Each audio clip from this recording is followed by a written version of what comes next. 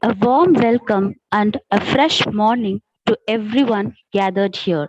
It's my pleasure to welcome everyone for the second day of 5-day international conference on contours of literature and language, literature a mirror of mind, organized by the Department of English. Prayer is not a spare wheel that you pulled out when in trouble, but it's a steering wheel that directs the right path throughout life. Let's start the session with a prayer song to seek the blessings of Almighty.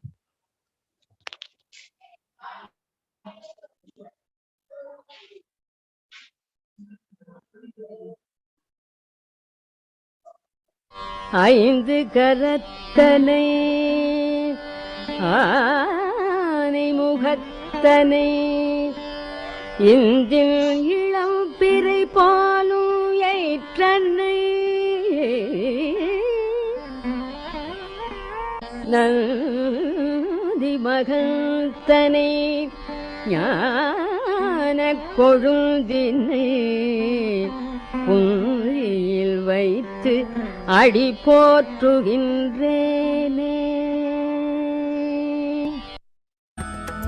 नमस्तेस्तु महामाये श्रीपीठे सुरपूजिते शङ्खचक्रगदाहस्ते Mahalakshmi नमोऽस्तुते। नमस्ते गरुडारूढे कोलासुरभयङ्करी सर्वपापहरे देवी महालक्ष्मी नमोऽस्तुते। सर्वज्ञे सर्ववरदे सर्वदुष्टभयङ्करी सर्वदुःखहरे देवी महालक्ष्मी नमोऽस्तुते। सिद्धिबुद्धिप्रदे देवी मुक्तिमुक्तिप्रदायिनी मन्त्रमूर्ते सदा देवी Mahalakshmi नमोऽस्तुते।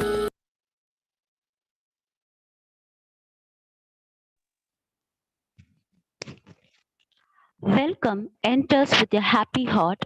Welcome may all who enters as guests leaves as friends. I request Mrs. G. Anija, Assistant Professor, Department of English, to welcome the gathering.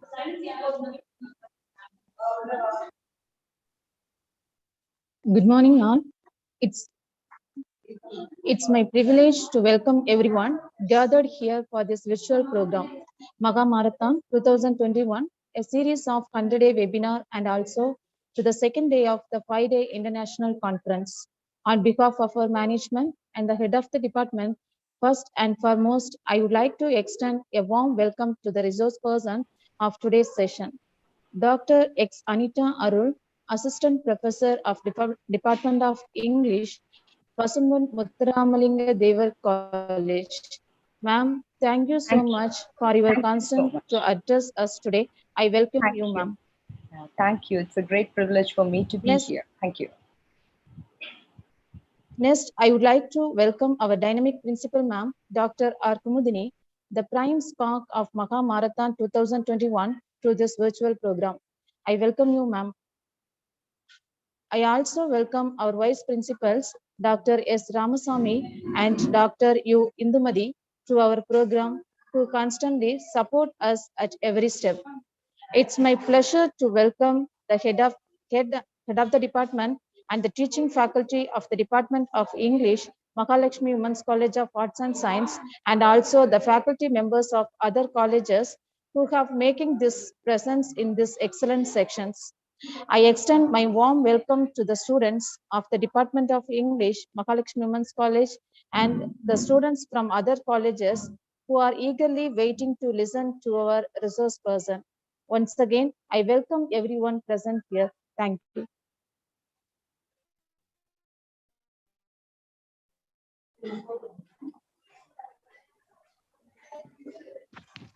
The speaker who introduces a guest or keynote speaker must remember they are the support or warm-up act. So I request Mrs. M. Selvashankari, Department Head, to introduce the resource person.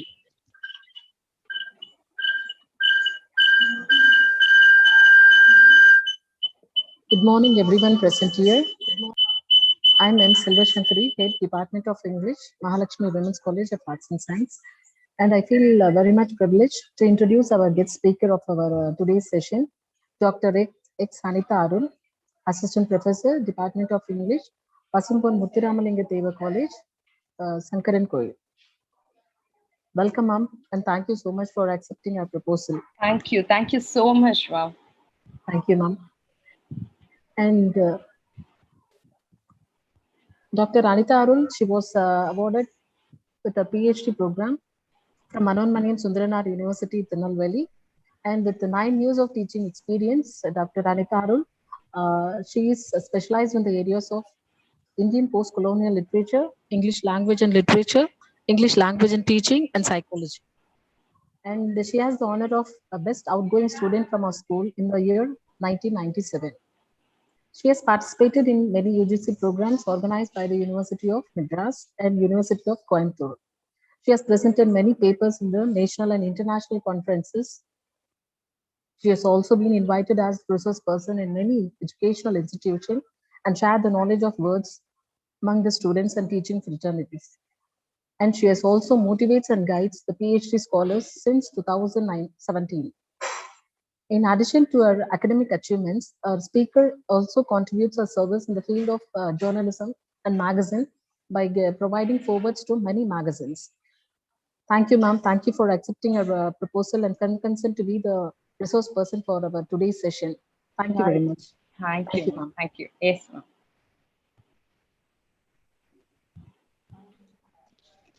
Literature is not just a subject, it is a cute mirror which reflects the world outside. If you wholeheartedly love literature, then you will undoubtedly love your life. I request the resource person, Dr. X. ANITA ARUL, to take over the session. Thank you so much for the wonderful opportunity that you have given me. Life is not a problem to be solved, but reality to be experienced. I thank the Almighty before beginning the program, and I really feel it a great privilege to be a part of this MAHA webinar marathon 100 days program, which is not an easy task to be done.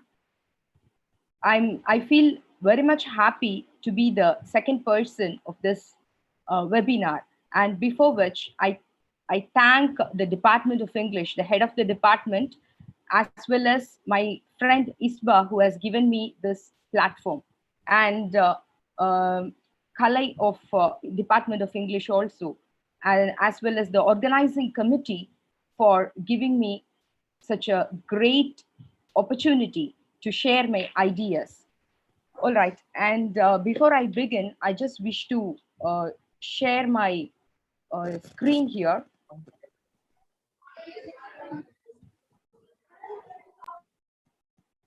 Yes. Is my screen visible? Yes, ma'am.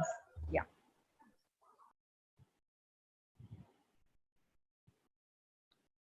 So, as I told you, life is not a problem to be solved, but reality to be experienced. You know, there is a very strong correlation between literature and psychology. 1 minute. Yeah. There is a very strong correlation between literature and psychology. Why? Because what is the relationship between these two? Because they both deal with human beings and their reactions, perceptions of the world, miseries, wishes, desires, and fears, conflicts, and reconciliations. So if you take a literary work, they present a character successfully benefiting from psychology, expressing their you can say their minds and bringing them into a psychological dimension of human reality. Psychology and study of literature meet in the focus on fantasies, emotions, and human soul. So literature allows a person to step back in time and learned about the life on earth from the ones who walked before us. So it's possible for us to gather a better understanding of culture and have a great appreciation towards them. So a psychological approach, if we take, is a perspective based on certain assumptions about behavior, and each approach shared some ideas about how to describe, predict, and explain the behavior of everything. Wait. Yes. Then we can see so many characters in literature. It is certainly possible to use psychology to clarify the interpretations and valuation of literary works. We learn more about human life and personality from novels we read daily. And we literature students, if we correlate everything with psychological aspects, we learn many things, even rather than more and more from scientific psychology. So that is the power of literature being linked with psychology. And before that, we must always accept that a well balanced life is very important. And mental hygiene is also very important for a person to live a fruitful life, I can say. Like physical health, mental health is also equally important for each and every individual in our life. Mental health is also an aspect of total personality. So here I can give a tripod, which shows health is interrelated with heredity, environment, and individual. We cannot deny this fact. It is a fact which we have to accept. So when there is a disequilibrium in this, actually, a mentally healthy person must have a good mode of living. He must know himself so well, and he must analyze himself. Self awareness is very much important. He must be socially adaptable. He must he must have a kind of flexibility. Emotionally mature and stable he must be, and harmony with socially approved goals is a necessity one for a person. Insight into his own goals is much more important, and sense of belongingness and loyalty to each and every person whom he met in his life is very much important, and he must be enthusiastic and reasonable also.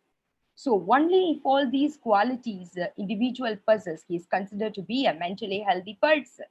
Because the topic we are going to deal, we are seeing as literature a mirror of mind. So how do all these things contribute? That's it we are going to see. And here, a normal person will be well adjusted, well integrated, a mature uh, mode of living can be seen in a normal person. And so he will be like a sound, efficient mind, controlled emotions. He possesses all these things. And here we are going to see, we may see that, if we find some disequilibrium, uh, that will lead to maladjustments, mental illness, behavior disorders, all these things we can see here. So each person in everyday life must dealt with strain, depression, uh, or unpleasant situation in life. So these psychological symptoms lead an individual seeking a way out to escape from the reality. He just want to run out of the frustrated life because he was completely depressed, and that too during this pandemic period we can see it, right? So as a result, so there will be depression all around. He may not be able to get what he wants to have, what he wants to possess in his life. So that leads to depression and frustration.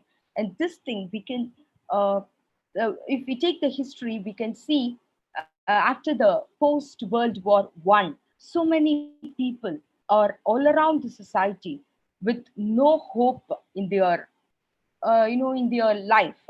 So Freud, we all know about Sigmund Freud.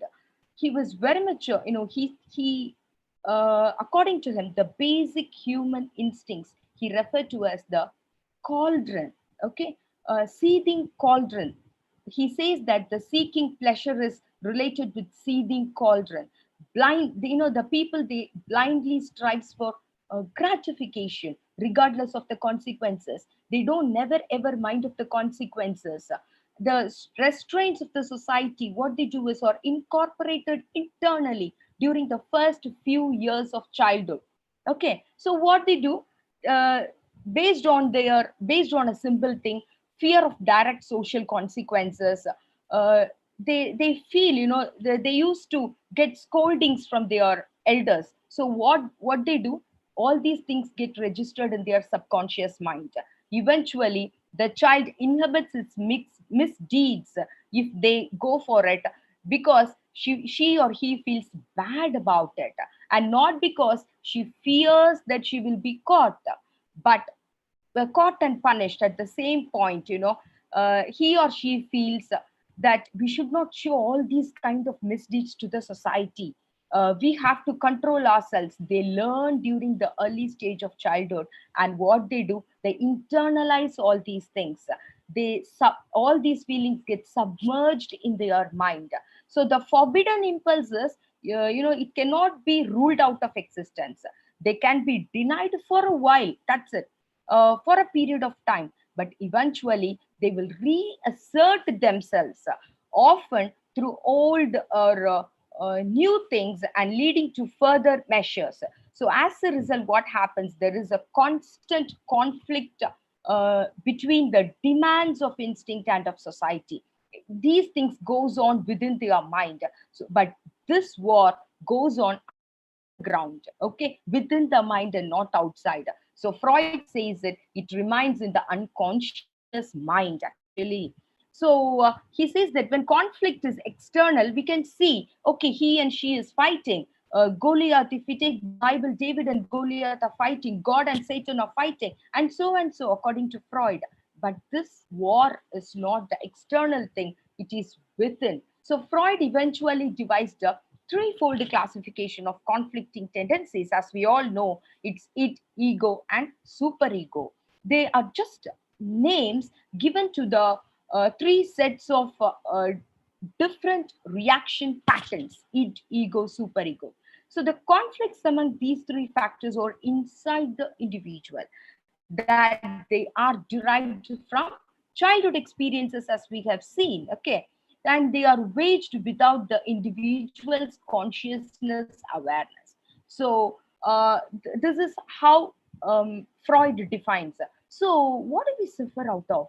We suffer out of anxiety, guilt, phobias, obsessions. These things occupy our mind. So right from childhood, we always suppress all the things in our subconscious mind. And what happens one time? Everything will come out. We suffer because we are not allowed to let out of all these feelings. So we keep everything so safe. We think that, okay, I'm very cool and quiet, but we actually suffer out of anxiety, guilt, phobias, and obsessions. And these things we can see on our literature also. That's what I'm going to, I've taken some illustrations from literature also. Okay. And what is anxiety? As we all know, it is an uneasy mental state concerning impending or anticipating illness. Okay, we anticipate something. It is marked by apprehension, uneasiness and foreboding, from which the individual cannot escape. Though anxiety develops from fear and worry, it is more vague than fear. We must always remember that. Unlike fear, it does not come from an existing situation. We must keep that in mind, but from an anticipated one. Okay, we anticipate, like we would have gone through W.B. Yeats' A Prayer for My Daughter poem. He anticipates something. So, and also in the death of Arthur Miller's Death of a Salesman protagonist, we can see he anticipates and he suffers. So that is anxiety. And then phobia. It's a persistent fear of some object or situation that presents no actual danger to the person. And we can have obsessions. Everyone has a strange, unusual, or even disturbing thoughts that pop up then and there, okay, from time to time. So these are the thoughts, images, or ideas that go, that won't go away from us. We get obsessed with that unwanted, repetitive thoughts or images that don't go away from us. Those are considered to be the obsessed thoughts. And guilt, when one causes harm to another. What is a guilt? We all suffer out of a guilty feeling. Guilt is an emotional experience or a feeling responsible or regretful for a perceived offense, real or imaginary situation. It is a sense of regret. We can even say that. So we may take the last in home. We may have the pizza, and the last piece of eating the last piece of pizza may hurt someone, right? We would have been get hurt in our childhood, so we may carry that guilt in our mind forever. So that is the guilty feel. Okay, we need not worry or about that. And when there is disequilibrium, everything, when anxiety, phobia, guilt feeling, everything is unstable, we needing to worry about it. But when there is a disequilibrium, everything gets shattered off. So there will be mental disorders, maladjustment will be there, and behavioral disorder will be there, which we have to rectify. And we can see all these in the form of characters in literature. That's it. So, as I have told you, if the conflict is external, like God and Satan, we can see, and we will be able to find out a solution for that if there is a conflict between external factors. But it is internal. We have to remember that. Yeah. What are the clocks of anxiety then? How to identify a person is suffering out of anxiety? So if you read a novel or if you watch a movie or something, you can read the character. You can really go through the character. Oh, this character is suffering out of boisterous and show off behavior, and he is boredom. He is he's carrying a kind of insecure feel. So there is an avoidance of anxiety, threatening situations is there in the character. So he might suffer out of anxiety. Okay, there is a characteristic reactions is there, out of behavior, out of character behavior, excessive use of mass media and excessive eating. All these characteristic features shows that the person is suffering out of anxiety.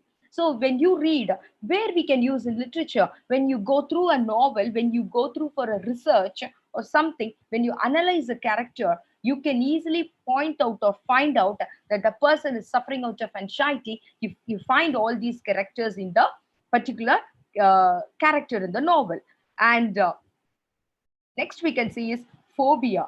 What are the I have told you, right? What is phobia? You have a fear for something and not for the present thing, for the one which you anticipate. All right. So the factors responsible are intelligence. If you feel that your neighborhood friend or your classmate, your peer group member, or is high in intelligence than you may get the fear. You may be occupied with the fear. Will I be able to succeed in this? Will I be able to overcome in all the obstacles that I face in the society? So all these things may come in your mind. And sex, being a female, will I be able to overcome? Remember, dear children, there is no differentiation in gender. Okay, we are all human beings.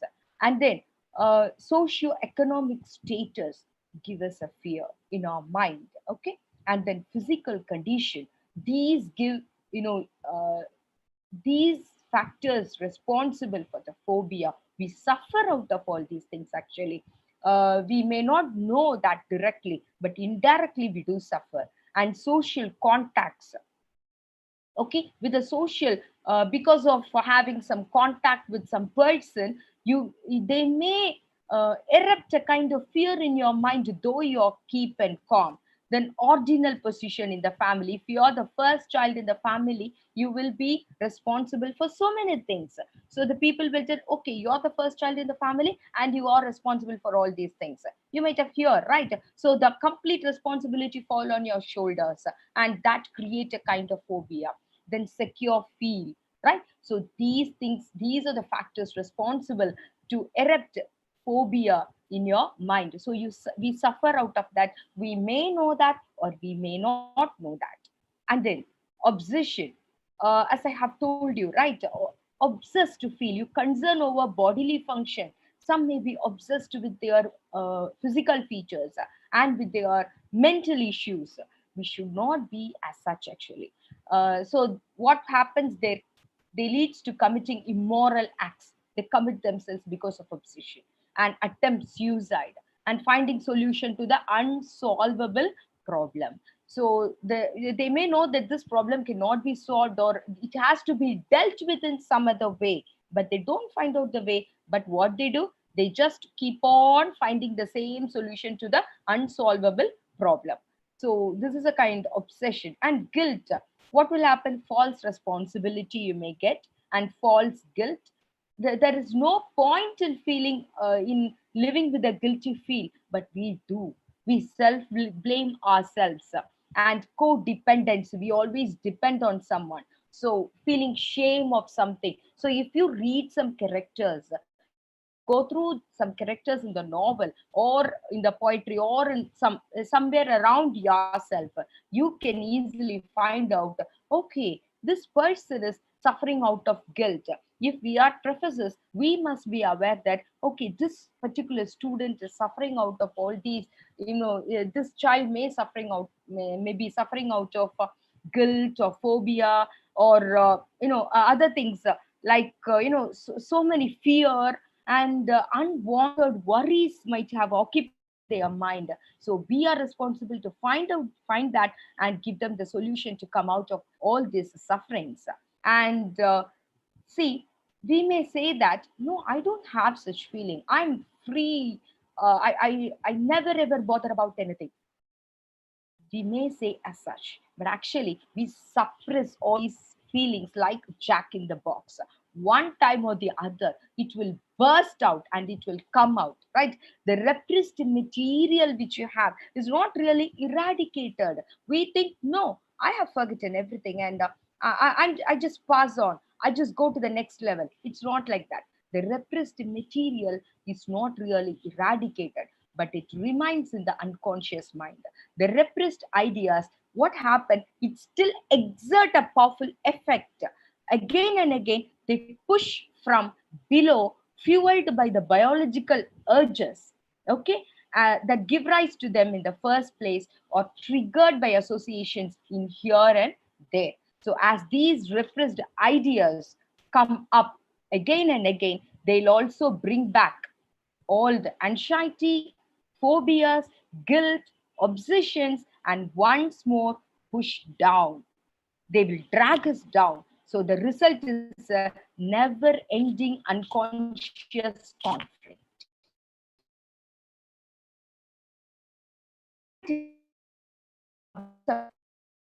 And also, so we have to come out of this, right? No matter how resourceful we are, we may be coping up with some problems. We may be so much skilled to come over some obstacles in our life. The circumstances of life inevitably involve stress. Yes, we all suffer out of that. Our motives are not always easily satisfied. Obstacles must be overcome, choices made, and delays tolerated. Each of us develops characteristic ways of responding when our attempts to reach our desired goals are blocked, isn't it? So the unpleasant sufferings or threatening situations have to be treated in a healthy way, which is very, very important in this, and that too during this pandemic period. Defense mechanisms. So we use defense mechanisms to channelize the untold painful moments. Okay, they help us. Defense mechanisms help us. We are going to say how the characters are used. So my structure of the talk is going to be like this. What is the shield or mechanism that are used, and why do we use mechanisms? List of shields that are used to get out of mental disorders with reference to literature and summation. All right, and then we can, before entering, just think for a while, analyze yourself. Do you blame others? Have you ever come out with bundle of excuses? That's interesting. Have you denied? Have you ever been under the tantrum of hero worship? Have you ever tried to come across inferior feeling? Have your unwelcomed emotions to be transformed onto others? Just think for a while. Have you ever blamed others? You cannot say, no, I haven't. We cannot say we would have done this, right?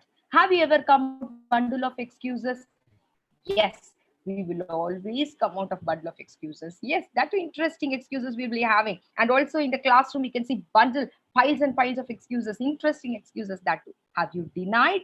Just think of. Have you ever been under the tantrum of hero worship? You would have been, we may not know. Have you ever tried to come across inferior feeling? Or whether we have helped someone to come out of the inferior feeling? Have your unwelcomed emotions be transformed onto others? Just think. We may say, it is his fault, I'm very perfect. It is her fault, I'm very perfect. It is their fault, I'm okay. It's not me. Daily we would have done this, right? So denying, blaming others. And have you ever thought that these affect our mental hygiene when it goes beyond its limit?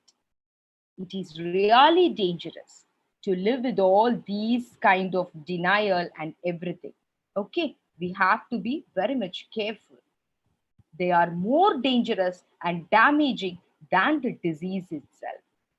Okay, so denying, blaming others, and saying no, and so many things we would have, pointing out others for the mistakes, and projecting our own desires on others, making them do what we haven't done so far in order to fulfill our own wish. They are more dangerous actually and damaging than the disease itself. So what we should have to do, we have to come across. So when you read novels, when you get into literature, when you watch a movie, so when a character suffers out of this, why this character is behaving like this? What happened actually? What defense mechanism can the character use in order to come out of the depression or the frustration that they have met in their life? We have to think when you read the novel or the any piece of literature. So what are the psychological sheets here? You can have denial, rationalization, projection, regression, sublimation, uh, repression, displacement, disassociation, reaction formation, intellectualization, compensation, identification. So these are the shields that we use in order to protect us. These are the kind of masks that we wear in order to show to the people that I am good and perfect. I don't have any problem in my life. I'm okay. But we do have frustration. We do deny something. When everything is in limit, no issues. But when it goes beyond the limit, it's a problem. And just a second, think what kind of weapon you use as a shield in order to keep up your ego. Why do we use all these defense mechanisms? In order to protect our ego. We don't want to show our real face in front of others. So we want to protect us. We want to keep our ego. I'm this. I don't want to show my weakness to other person. That is, we are very much particular in all these things, isn't it? So think what kind of weapon you use as a shield. So what is defense mechanism? It's a kind of self-deception. We cheat ourselves, actually. It is an unconscious process. It is not a conscious process. Okay? Unconsciously, we do. They simply change the way the person thinks about it. If you have an idea about something, you change completely. An alternate type of adaptational strategy found in the everyday behavior of normal people do not alter the objective conditions of danger. That is defense mechanism.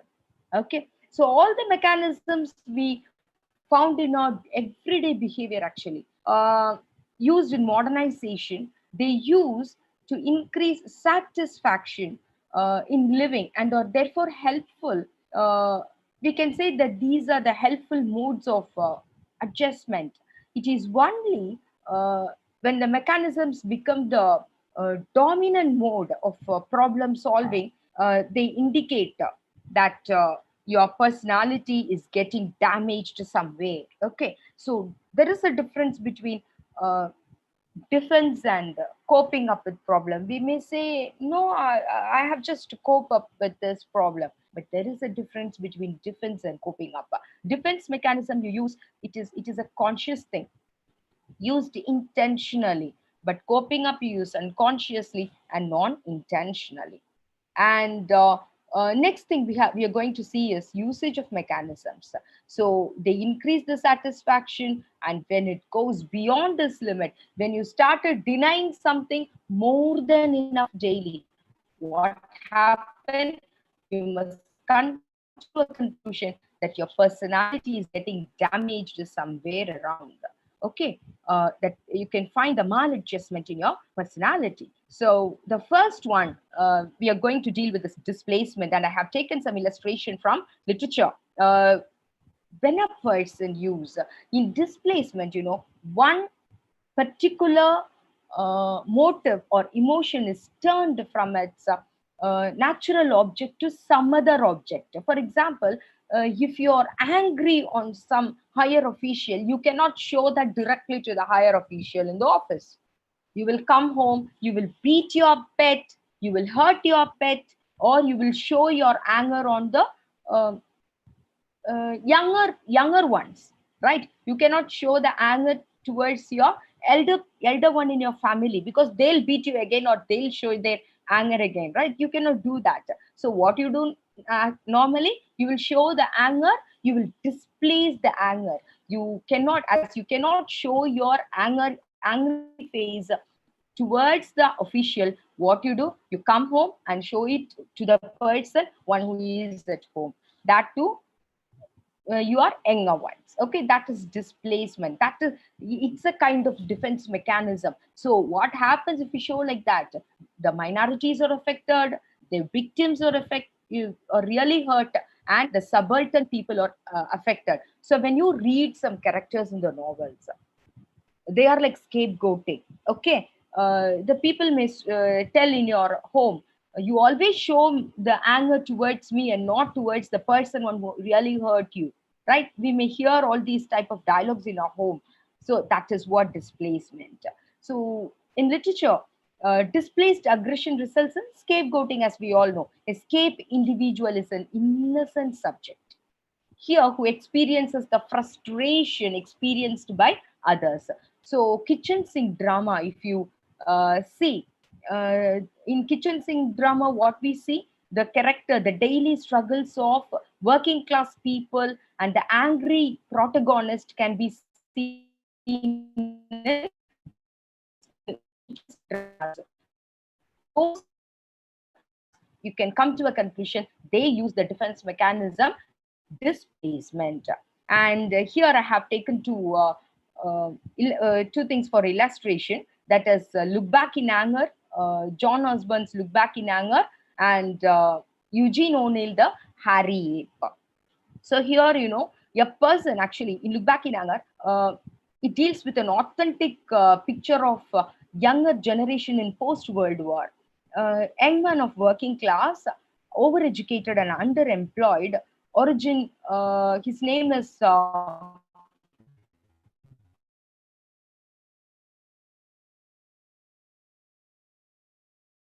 that offers him no social opportunities and a dearth of emotion. Okay, so he married Alison, who belongs to upper middle class. Jimmy thinks that suffering is the only way to experience true emotion, human emotion, and that Allison and other upper class people are therefore less alike than he is. Okay, so here what Jimmy always insults her family and complains that all women are out to destroy men. Jimmy was too angry that he went to the extent of, he always used to shout at Allison. He went to the extent of saying, or even explodes, cursing her, I wish you could have a child and it would die. How horrible he was, right?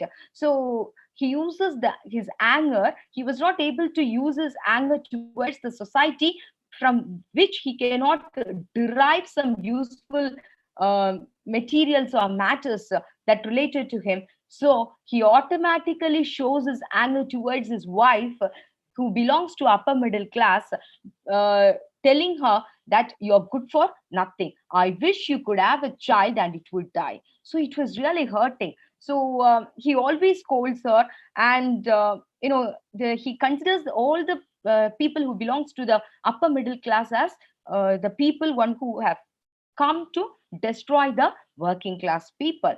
And in Harry Ape, there is a character called Young, who worked. I'll show. Yeah, here is look back in anger. Yeah, Harry Ape, Bob Young Smith, a character. He is a fireman in transatlantic ocean liner, and Young, who often worked with coal, is said to have a black face. He was considered to be powerful because a powerful stalker he is. Okay, and though respected by his fellow workers, he gets a chance to encounter with the millionaire's daughter, who disdains him as an ape. She calls him as a filthy beast. So, which leads to a vain quest of Young.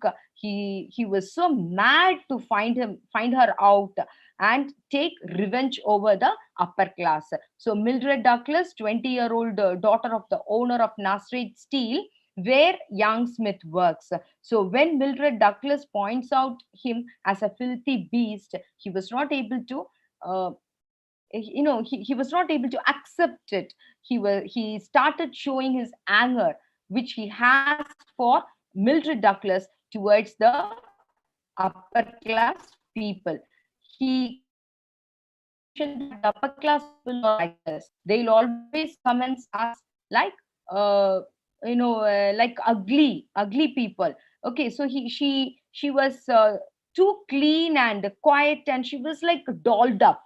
But suddenly, when he sees a Young inside the coal, he was so black, and she was not able to accept. And suddenly, she leaves the comment, so which he cannot digest, and he shows his anger towards the upper class people there than towards Douglas, because he may not be able to show his anger directly to Douglas. Okay, so he got angry and he sees no one like Mildred on the seats when he goes in search for in the Fifth Avenue to take revenge upon Douglas. So Long, his friend, wants Young to be class conscious, and he asks him to shift his anger from Mildred Douglas to the higher class people. And this is what the displacement defense mechanism. And then regression. What is regression? This means reversion or reverting to childish level of behavior. Okay, when a problem confronts us, instead of facing it in a mature manner, we go back or regress. Yes, I think you can guess. Here I have given an unconscious backtracking due to insecure feel. You may have the habit of sleeping with a doll, or a kind of, or anything. You always used to have it when you sleep on the bed. So now the time comes, you have to go to hostel. What you will be doing, you will be taking the doll which you used to sleep with the doll every night to the hostel, so that you get a kind of secure feel. Okay, you come out of your insecure feel. So that is regression.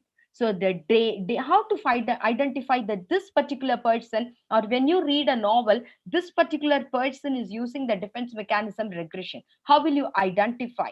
First one, because of the insecure feel, and then he or she may be a daydreamer, and sense of failure will be there, overwhelming regret.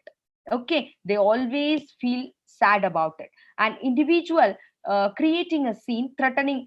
Sometimes we may say that I leave the home immediately if you didn't do all these things, and refuse to speak with someone. No, I'll not speak with you because you didn't give me this. So when people say all these things, you can come to a conclusion that the particular character or the person or the people use the defense mechanism regression in order to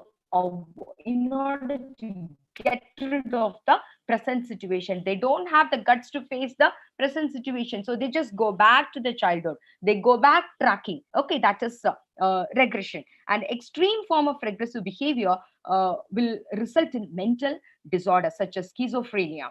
So such an individual is unable to overcome, function at a matured adult level. They always have childish behavior, unwillingness to eat. They don't like to go for bathe, or they don't like to dress themselves very neatly or so. So we have to be, as I told you, defense mechanism we can use in our day-to-day life. But when it goes beyond a particular limit, it is really dangerous. And you can have here, I have got the death of a salesman and Gatesman gift a short story.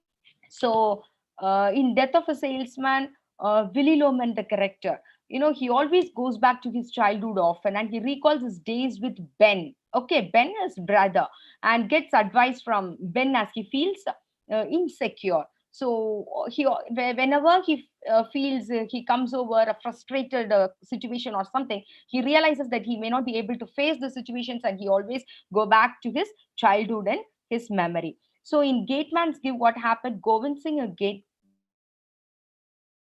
was there, and after retirement, he received a pension of 12 rupees. Okay, so his life went on so well. His life moved on smoothly, no problem in his lives. And what happens during his leisure time? He discovered that he was able to make some dolls, fascinating dolls out of clay and wood. This pleased him so well. And what he did, he made a street scene and handed over to the Sahib.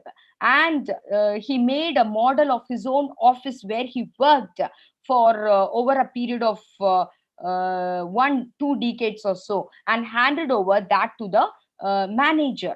Okay, so he started doing all these things, and one day, after he handed over the masterpiece of his office model to the manager, he received a registered letter to his home.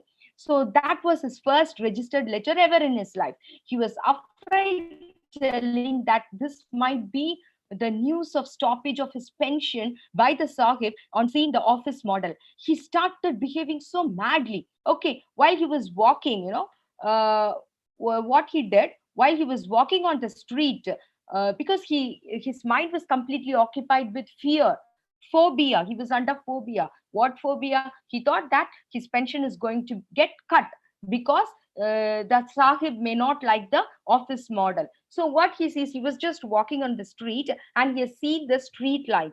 So he thought it seems to be the size of a papaya. Okay, it had been a long cherished desire in him to fling a stone at it. Oh, felt in this joyous and free condition, he picked up a pebble and threw it with good aim. The shattering noise of glass was as music to his ears. I like to crack glass papaya fruit, that sort. See, he was an elderly man, but he has the heart of a childhood. He goes back.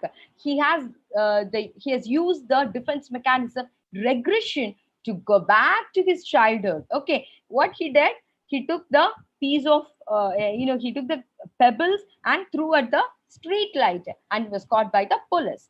So this is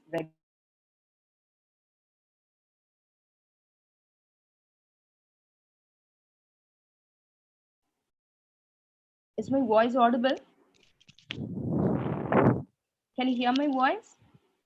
Yes, ma'am. Yeah. So he was not able to face the situation. He was so afraid that his pension will be stopped. So what he did, he go back to his childhood days and he played as a young boy and caught by the police. And disassociation. What is this kind of defense mechanism? Way of avoiding stress by feeling detached from the usual sense of body. Disconnection between a person's thoughts, memories, feelings of who she is. So it's a kind of amnesia, fugue, multiple personality. We used to say. So while gratifying needs of some person, in a manner permitting the person to deny personal responsibility for his acceptable, unacceptable behavior.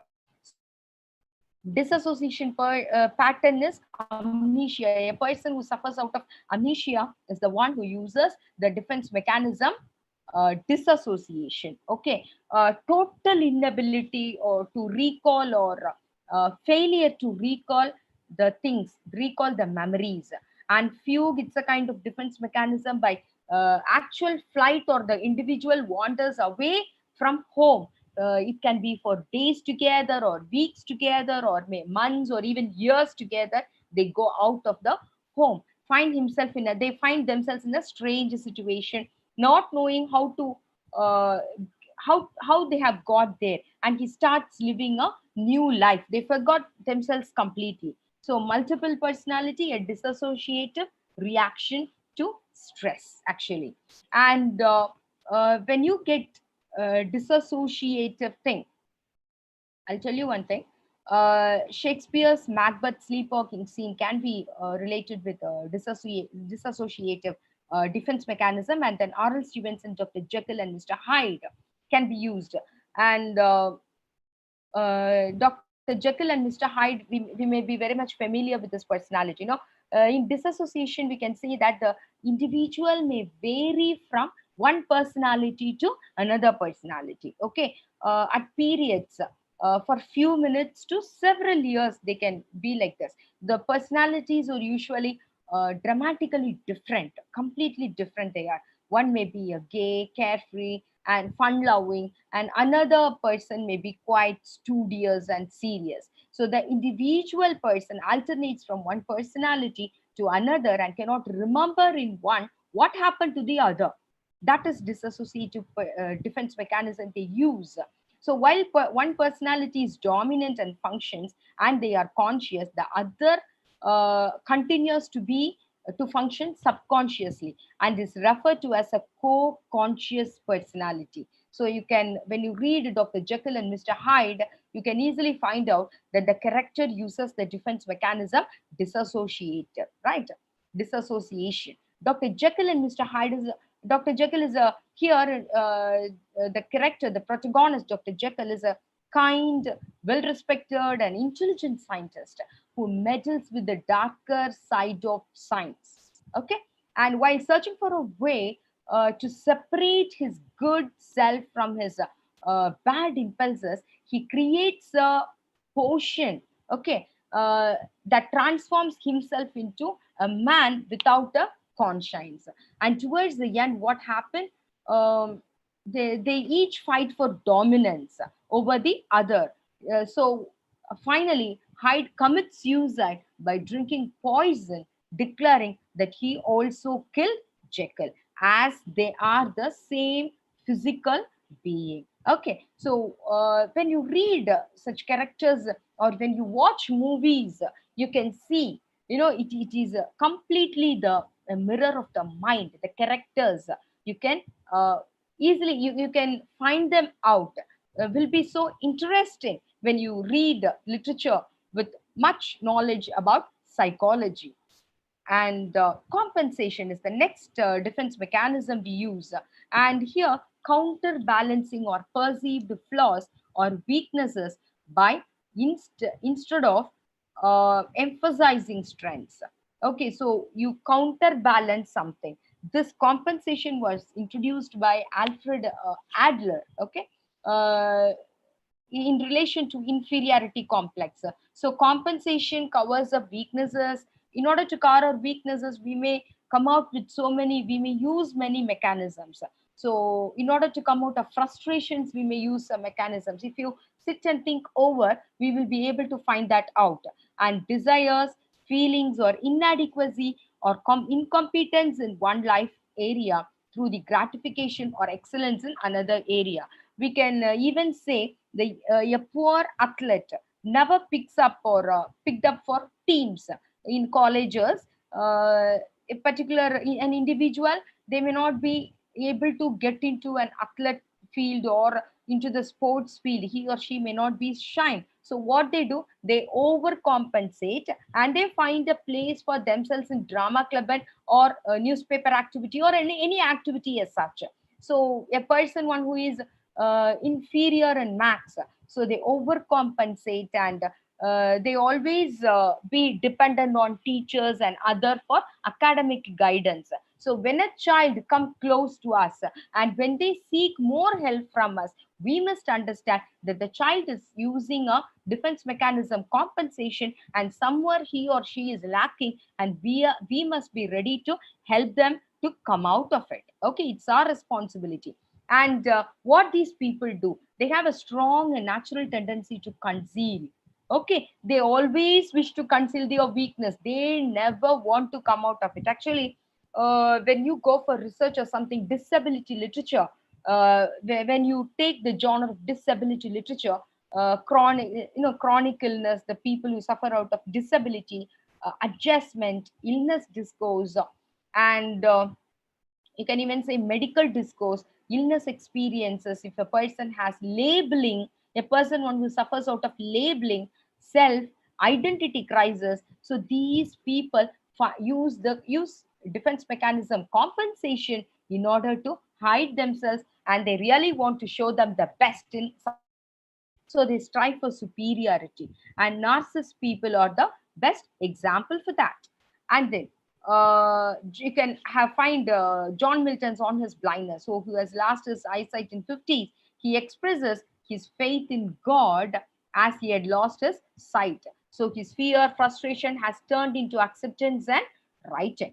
And then denial, another defense mechanism. Here, uncomfortable or painful is rejected.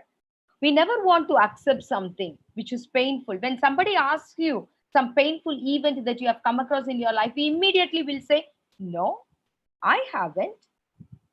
Our response will be like that. That is denial, a defense mechanism we use in order to keep up our ego. So there are simple denial, minimization, transference. Three types are there. As there is a time constraint due to some lack of time, I'm just rushing up. Okay. Yeah, denial you can see in disability literature also. In identity, that is in American literature, diasporic literature, it is a kind of integral part of it. Okay. And then you can see in O. Henry's The Last Leaf and Arthur Miller's Death of a Salesman, Tennessee Williams' Glass Menagerie. And in Last Leaf, I think you have the story centers on Sue and John C. So two young women actors. John C becomes seriously ill, okay, due to pneumonia. A doctor visits and tells you that John C has only one, or has 1 in 10 chance to live, and that will be possible only by her hope. That is the only thing that you can use that she can have to come out of the illness. So being a very close friend, artist Sue is not ready to give her up. Okay, John C is very serious and made arguments to bring her out of sickness. Okay, she was not able to accept that. And you can find denial mechanism in Death of a Salesman, Arthur Miller with the protagonist, and the Glass Menagerie you can find in all the four characters like Wingfield, Amanda Wingfield, Lara, because Amanda Wingfield, the mother, is not ready to accept that her daughter is a physically challenged girl. Okay, so when you read the one-act play, you can easily come out, you can easily identify the defense mechanism that has been used. See, Amanda denies Lara is crippled, saying, "Nonsense, Lara, I have told you never to use that word. Actually, she is crippled, right?" But she was not ready to accept that. So refuses to, when Lara thinks the gentleman caller will be her high school crush, and Amanda denies, saying, it won't be him. It isn't it the least bit likely. And refuses to accept that Tom is different from his father and someday he too will leave him. Actually, Amanda's husband left them. Okay. But she used to see Tom same as her husband, but refuses to accept that he is different. She always identifies a husband with Tom. And you be the lady this time, and I will be the darky. These are some sentences which I have taken here in order to show that they have used denial as the defense mechanism there.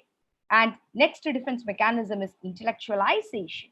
So, what is intellectualization? You can see, in King Lear, William Shakespeare's King Lear, detachment from an emotionally threatening situation by dealing with its abstract and intellectual forms. Actually, in our day-to-day life, we can see doctors being so intellectual, using the defense mechanism intellectualization. When somebody is so, very sick, and they have to meet their dear ones to tell the real situation of the patient, they cannot use their emotion. They have to use intellectualization in order to tell the real situation of the patient. If they use emotional, if they handle with the emotional mode, they may not be able to be a better doctor there, right?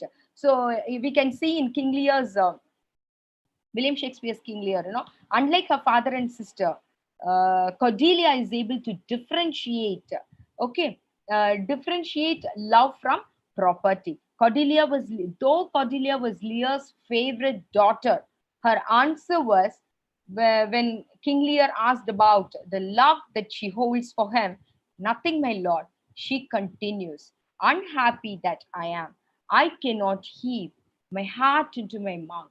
I love your majesty, according to my bond, no more nor less. Okay, that was her answer.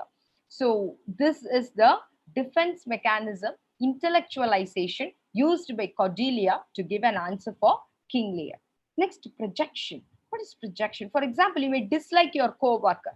Instead of accepting that, you choose to sell yourself that they dislike you. Understand? You may not dislike them, but what we say, they dislike them. So this is the defense mechanism, projection, a self-fulfilling fantasy, blaming others. You can see some people always blame others. They feel very much interesting to do that also. So when they start blaming others, you can come to a conclusion that they use the defense mechanism, projection. So tendency to force on another person one's own unrealized, frustrated ambition. Parents used to do that. Okay, children are the victims of parents' projection. Some by criticizing others in order to maintain their social status and personal worth, they use this defense mechanism, projection. Daydreaming people, they use this defense mechanism, projection. Okay, cheating in an examination. When a student says that everyone copied in the examination, minimizing his own action.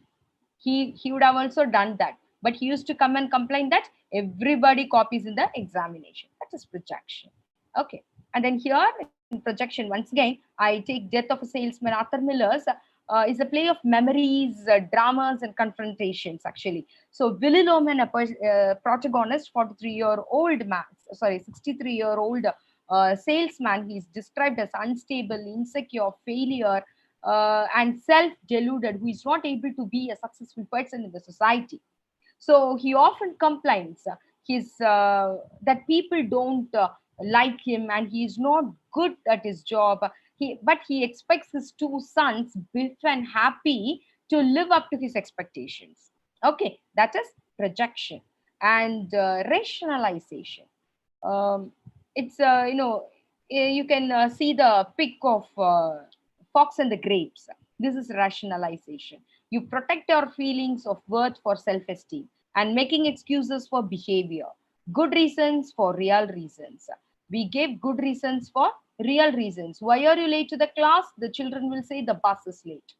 Right? Why are you late to the class? The children used to say that my mother didn't prepare breakfast. So that's it. Aesop's fable, the fox and the grape story. And also you can say, the the young boy who, actually, when people didn't get the medical seat, they'll say that doctor's life is not a life. I don't like their life. But actual reason is they didn't get the medical seat. So that is rationalization. Okay. The people who are jealousy may also use this mechanism. They may complain about what they have. They may say, make sore grave comments about the things that they crave for. They may have some earnest crave towards something, but they may not be able to reach out that. So they'll come out with some excuses. That is rationalization. Okay. And here I have given how it works. It eases our disappointment when we fail to reach a goal. Okay. And repression, another defense mechanism. This is used in Eugene O'Neill's The Emperor Jones. See, due to repression, one gets temporary relief by pushing down the painful experiences into the unconscious mind. For the time being, they use this defense mechanism to repress the feeling down. Okay, so you can see the protagonist. You can see the protagonist in Eugene O'Neill's The Emperor Jones. It is the story of a black Pullman porter who attains power in the West Indies by exploiting the superstitions and the ignorance of an island's residents. Okay, he represents himself. He represents the breakdown and of a Negroid person. Okay, when he's running through the forest, he has actually suppressed. He wants to show himself as the civilized person and not as the original Negroid person. So, but when he passes through the forest, he really wants to recall everything. He was not able to completely come out of the suppressed field. So that is repression.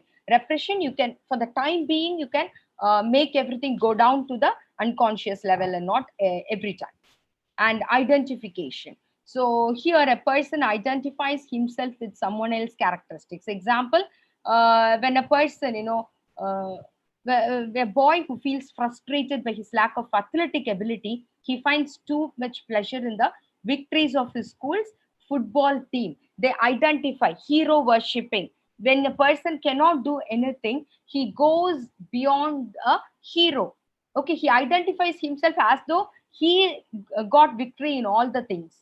When the hero achieves things in his life. So that is identification, which is the defense mechanism. When this identification goes beyond the limits, a particular individual's life gets completely destroyed because he identified himself as a fan of some hero. And at last, what happens? He never get the identification from anybody in the society. His lifetime would have lost, and he suffers out of so many problems there. Okay. And that is identification. And sublimation is another defense mechanism. See, unfulfilled urges are transformed into socially valued and acceptable activities.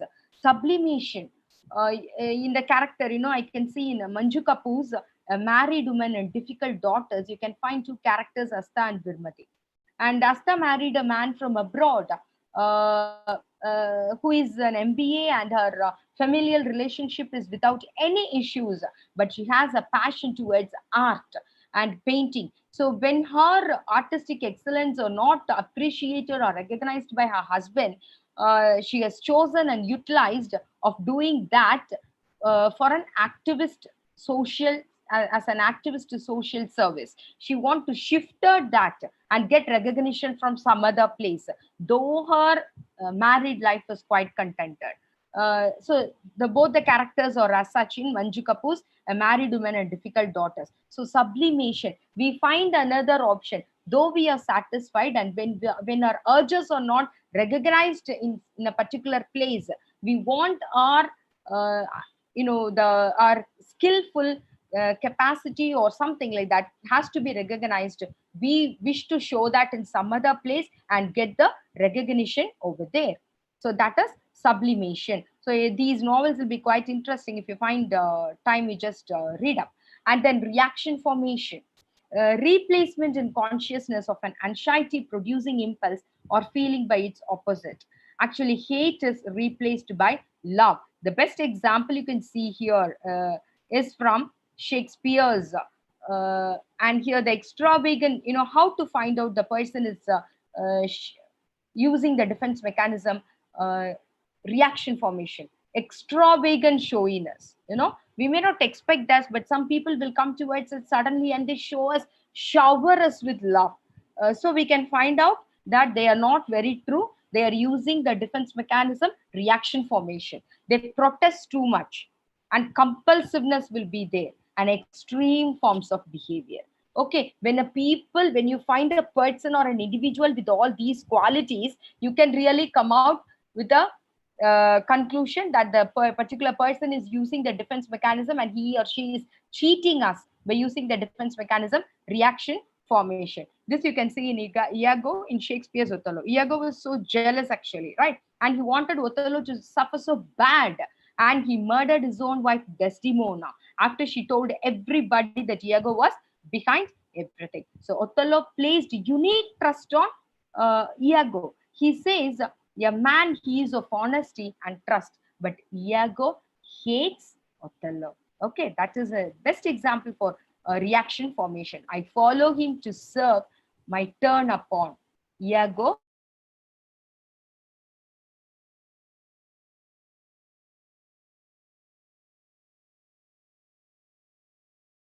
and then the current scenario, if we see, when you read novels or something, what is that?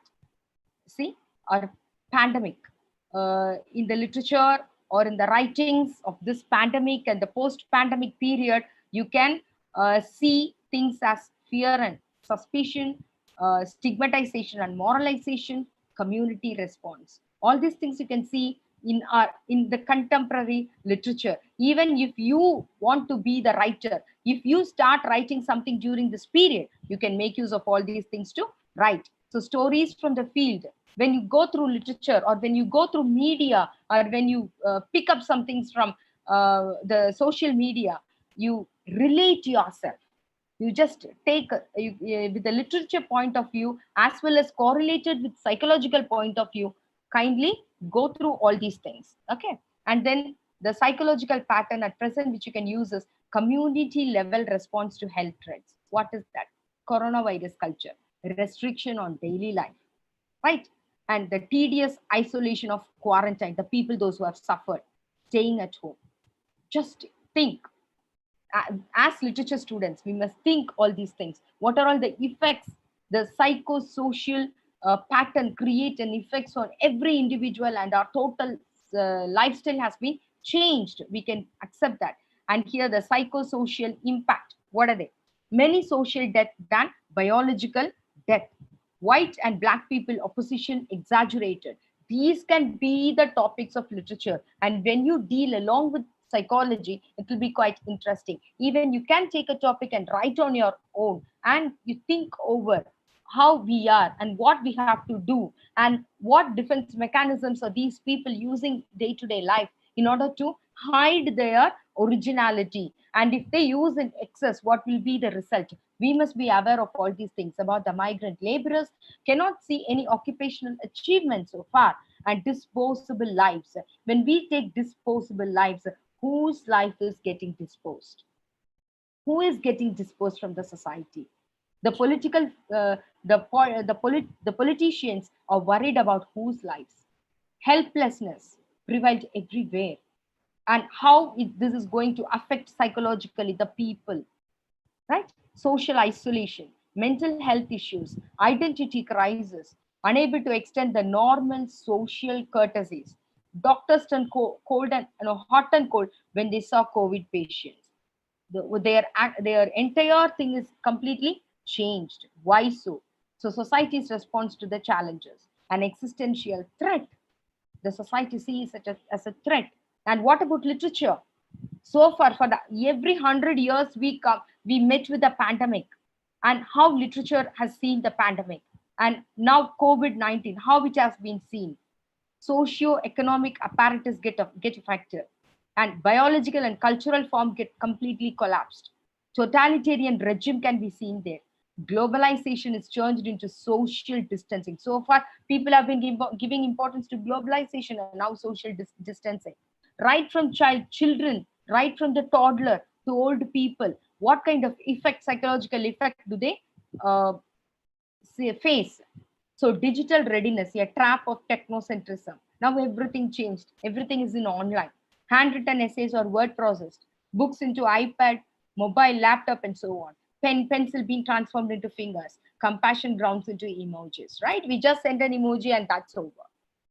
So how we are, how compassionate we are. Being a literature student or being in the field of literature, what we do, what is our contribution to the society, right? All these things we have to. And sum up, actions based on such defense mechanisms may not be helpful to attain your, we must always remember when we use defense mechanisms, that is not going to help us in any way. Completely, they are not going to help us. I say the drive may be on and on, may not be completely tension free also. For the time being, you can use that and not forever. But it offers protection until the person can reach a realistic solution. Or we must try to find the solution and we must not end with the thing. So, what is literature? It is so real. When we read it, it helps us to guess things. It makes us nicer in the status consciousness world. Deep importance to the world and thought. It is a cure for loneliness. It prepares us for failure. Live, die with wisdom is literature. Thank you. Thank you so much. Thank you, ma'am. Thank you for the wonderful session. Thank you.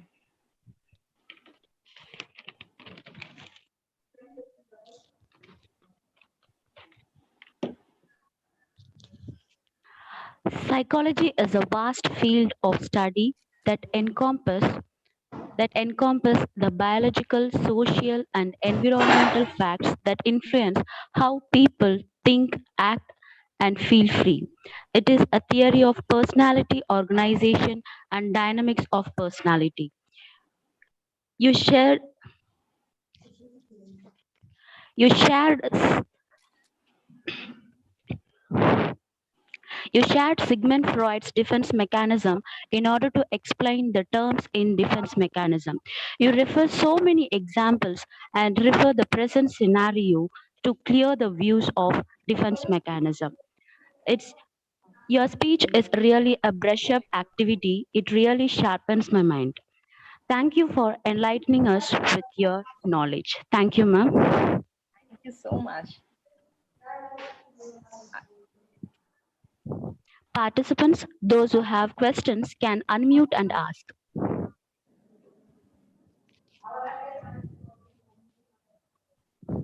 Participants, those who have questions can unmute and ask.